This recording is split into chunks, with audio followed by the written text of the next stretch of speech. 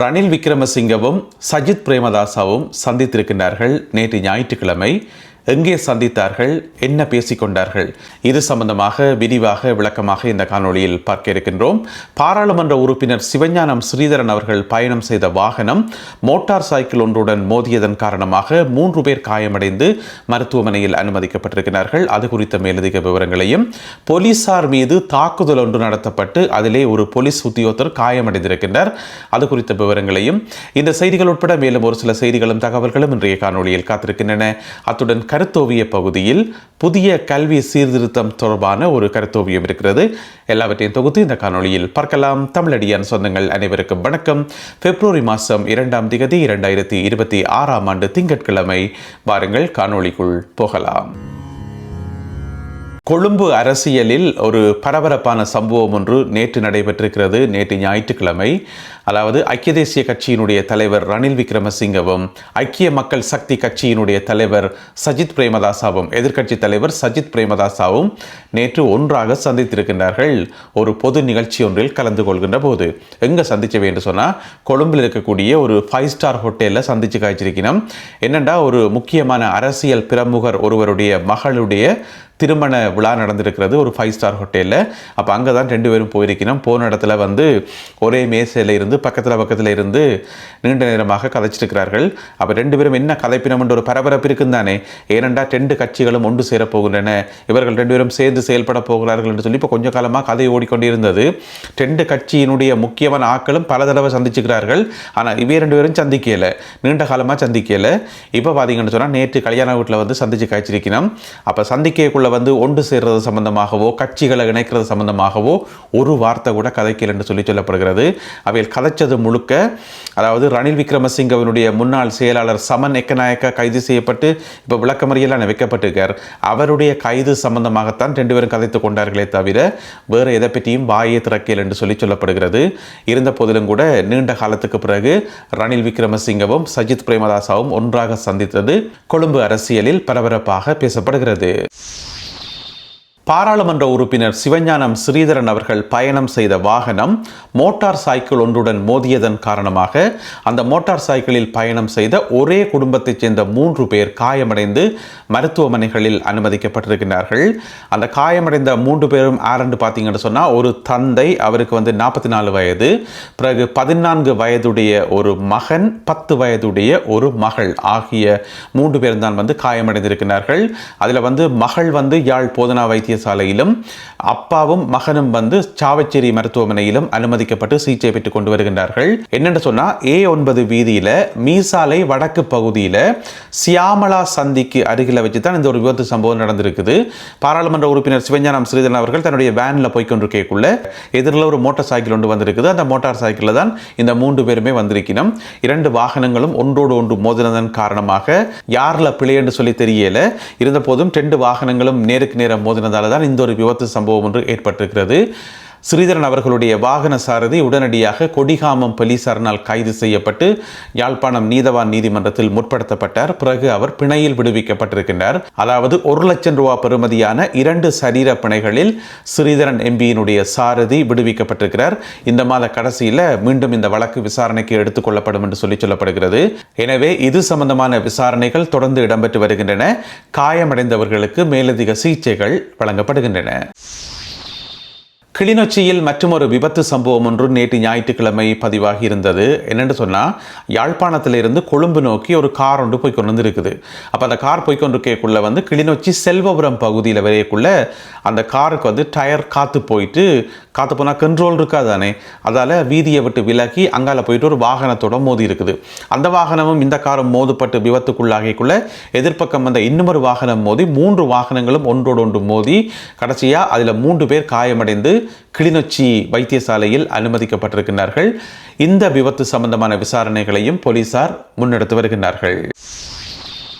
போலீசார் மீது தாக்குதல் ஒன்று நடத்தப்பட்டிருக்கிறது. இதிலே போலீஸ் உத்தியோகத்தர் ஒருவர் காயமடைந்து மருத்துவமனையில் அனுமதிக்கப்பட்டிருக்கிறார். இந்த சம்பவம் எப்ப நடந்திருக்கு என்று சொன்னா 31ஆம் தேதி ஜனவரி மாதம் 31ஆம் தேதி இரவு மகா ஓயா பகுதியில், அந்த பகுதியில் போதைப்பொருள் புழக்கம் அதிகமாக இருக்குன்னு சொல்லி அப்ப போலீஸ் என்ன செய்திருக்கு, இரவு ரோந்து பணியில் ஈடுபட்டிருக்கணும்.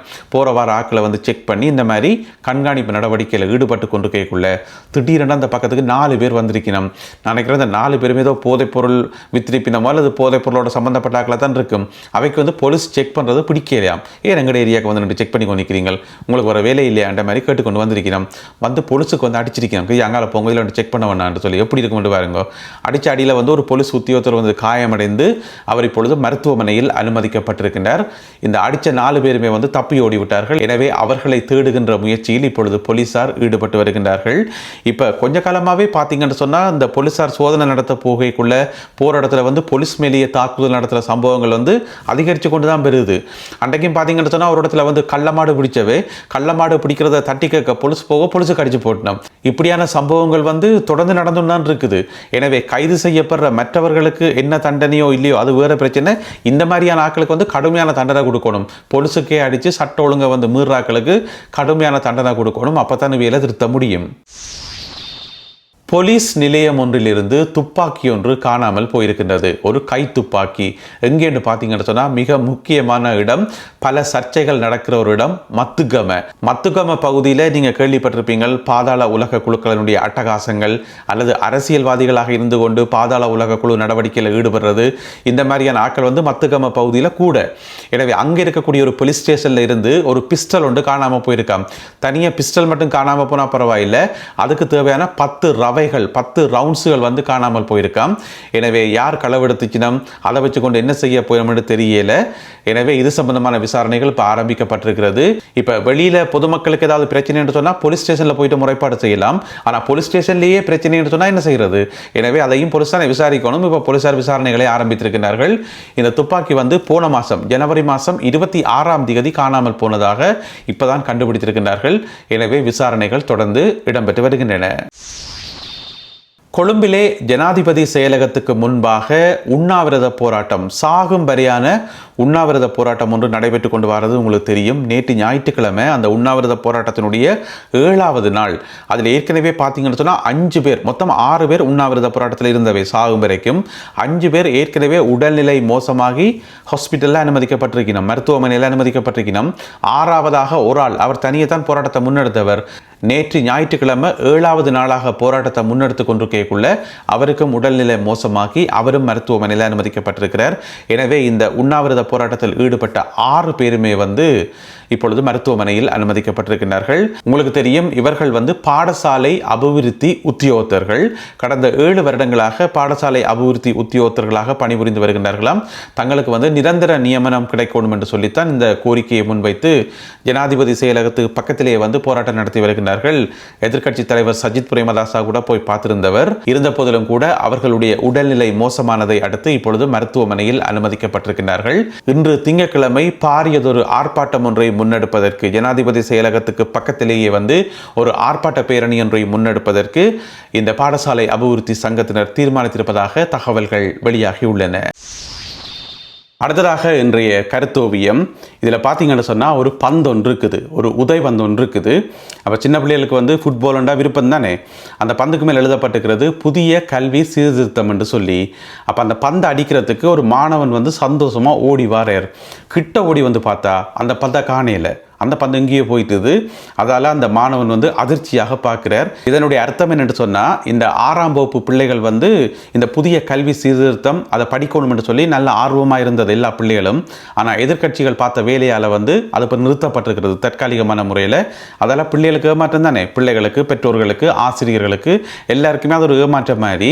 ஏனெண்டா புதுசாக ஒரு சிலபஸ் மாறப்போது அதில் என்ன இருக்குன்னு சொல்லி ஆசையாக படிப்பை வந்து பார்த்தா அந்த படிப்பை வந்து எதிர்க்கட்சிகள் குழப்பி வச்சிருக்கணும். எனவே ஒன்றுமே செய்ய முடியாது. அதனால இந்த மாணவன் வந்து அதிர்ச்சியாகவும் ஏமாற்றமாகவும் பார்க்கிறார். இந்த ஒரு கருத்தோவியம் மற்றும் இன்றைய காணொலியில் பகிர்ந்து கொள்ளப்பட்ட செய்திகள் தொடர்பான உங்களுடைய கருத்துக்களை மறக்காமல் கீழே எழுதுங்கள். மீண்டும் சந்திப்போம் உறவுகளே. நன்றி, வணக்கம்.